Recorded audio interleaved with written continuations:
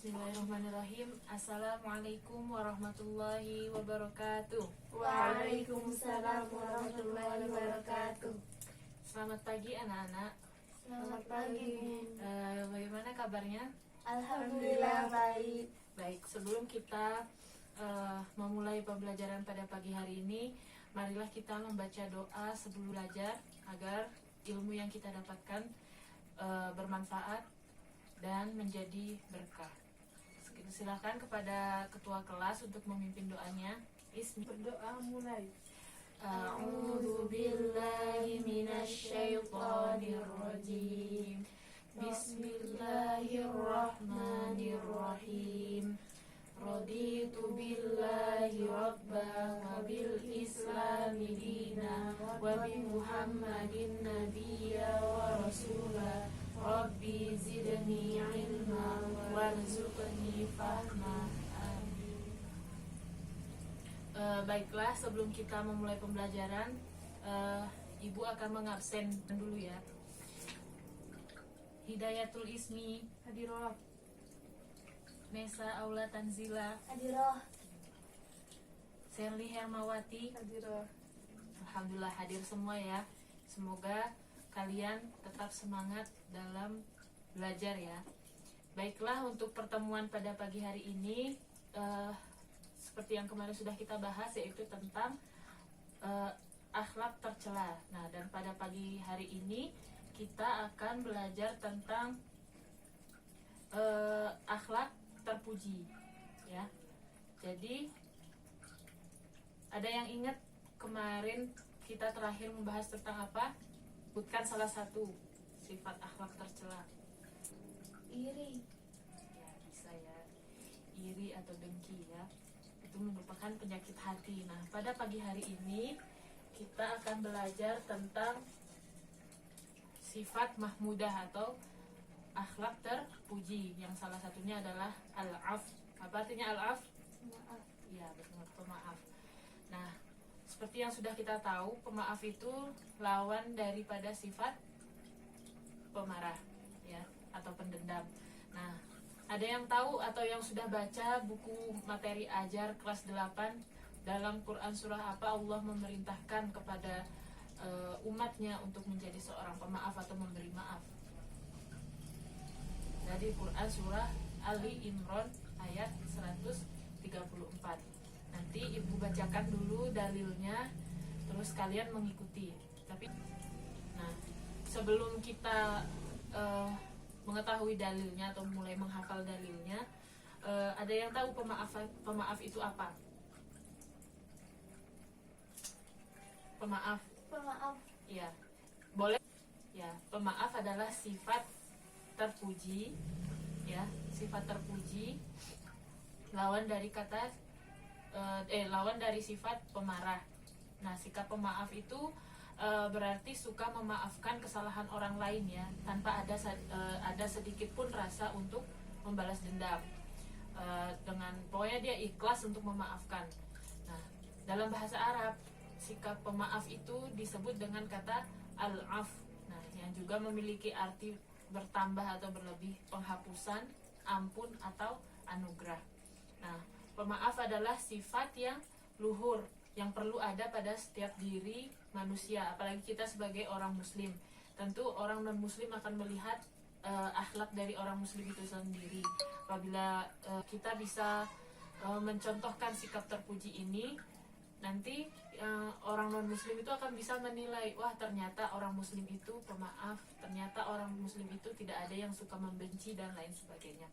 Nah, Allah sudah sebutkan ya dalam Quran surah Ali Imran ayat 134 yang berbunyi, A'udzu billahi minasy syaithanir rajim.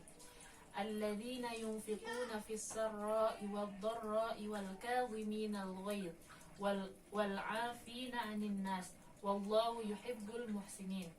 Nah, itu artinya yaitu orang-orang yang menafkahkan hartanya bila di waktu lapang maupun sempit, dan orang-orang yang menahan amarahnya dan memaafkan kesalahan orang lain. Nah, sesungguhnya Allah itu menyukai orang-orang yang berbuat kebajikan.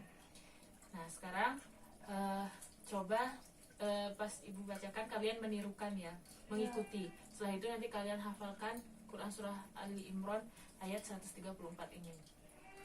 A'udzu billahi minasyaitonir rajim. A'udzu billahi minasyaitonir rajim. Alladzina yunfiquna fis sarra'i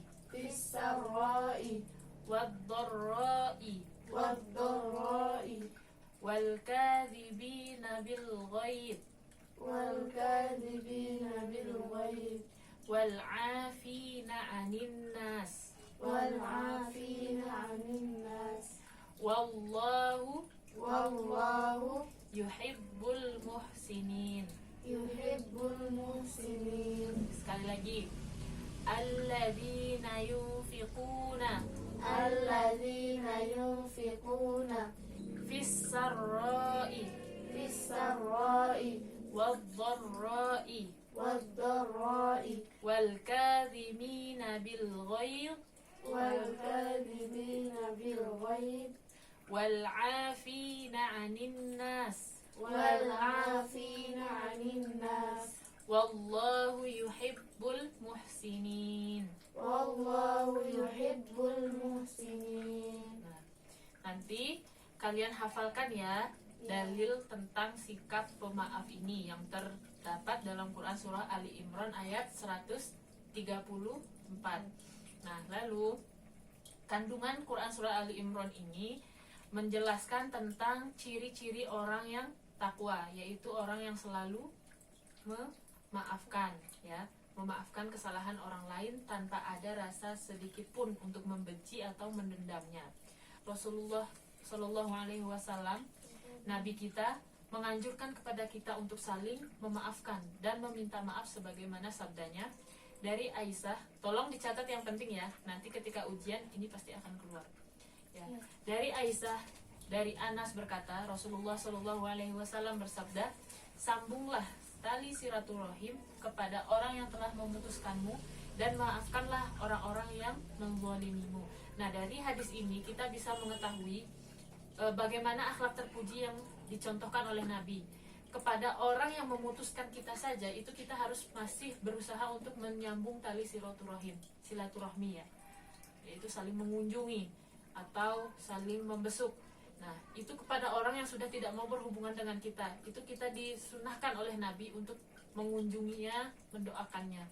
Lalu kepada orang-orang yang menzalimi kita, Nabi pun menganjurkan kepada kita untuk memberinya maaf, meminta maaf. Bahkan Rasulullah itu mengatakan lebih baik kita itu meminta maaf kepada seseorang daripada kita itu diberi maaf. Nah, apakah kalian tahu dosa yang dengan 1000 istighfar, dengan walaupun kalian itu beristighfar, bertaubat kepada Allah, tetapi Allah tidak akan mengampuni? Dosa apakah itu? Dosa kepada siapa? Pada manusia, yaitu hablum minan nas, hubungan kita dengan manusia. Jadi di Islam pun sudah diajarkan kita harus berhati-hati menjaga lisan kita. Lisan ini memang tidak bertulang, tetapi apa yang dia keluarkan, apa yang dia ucapkan itu bisa membuat orang terluka. Nah, makanya lisan itu dianggap pedang ya. Jadi kita sebagai orang muslim hati-hatilah dalam berbicara.